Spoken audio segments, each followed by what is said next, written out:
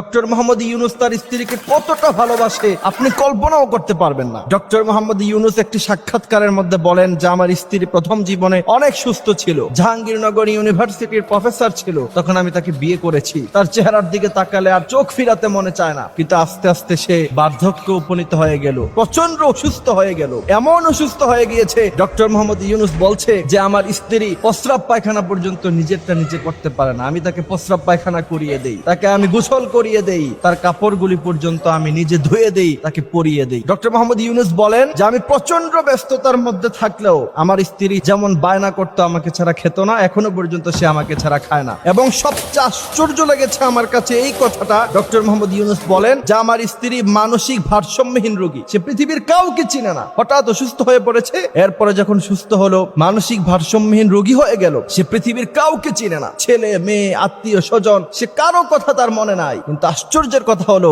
সে শুধুমাত্র গোটা পৃথিবীতে একমাত্র একজনকে চিনে, সেটা হচ্ছে আমি, তার স্বামী। একজন স্ত্রীকে একটা মানুষ কতটুকু ভালোবাসলে পরে মানসিক ভারসাম্যহীনতায়, এবং সে যখন প্রচন্ড অসুস্থ, সারা পৃথিবীর কাউকে যখন সে চিনে না, কিন্তু সে তার স্বামীকে চিনে, কতটুকু ভালোবাসলে পরে সে তার স্বামীকে চিনে, বুঝতে পারেন? ডক্টর মোহাম্মদ ইউনূস তার ব্যক্তিগত জীবন জানেন, সারা পৃথিবী তাকে চিনে, আমেরিকা যুক্তরাষ্ট্র থেকে শুরু করে জাপান, জার্মান, গোটা ওয়ার্ল্ডের যতগুলি ধনী রাষ্ট্র আছে সবাই তাকে সেলুট করে। এত বড় ব্যক্তি হওয়ার পরেও সে যদি তার স্ত্রীকে খাবার খাইয়ে দিতে পারে, সে যদি তার স্ত্রীকে গোসল করিয়ে দিতে পারে, আপনি কি কলিমুদ্দিন সলিমুদ্দিন হইছেন মিয়া? আপনি আপনার স্ত্রীকে ধমক ছাড়া কথাই বলে না। স্ত্রীর সাথে হাসি দিয়ে নরম ভাষায় কথা বলাকে বাঙালি জাতি মনে করে ওই পুরুষ মনে হয় কাপুরুষ, সেটা কাপুরুষ নয়। বিশ্ব নবীর ব্যাপারে হাদিস এসেছে, আম্মা জান আয়েশা রাদিয়াল্লাহু তাআলা আনহা বলছেন যে বিশ্ব নবী সাল্লাল্লাহু আলাইহি সাল্লাম ছিলেন পৃথিবীর মধ্যে সবচেয়ে রোমান্টিক স্বামী। সুবহানাল্লাহি ওয়া বিহামদিহি সুবহানাল্লাহিল আযীম। আম্মা জান আয়েশা বলছেন যুদ্ধের ময়দান থেকে বিশ্ব নবী ফিরলো, তিনি এসে বললেন, আয়েশা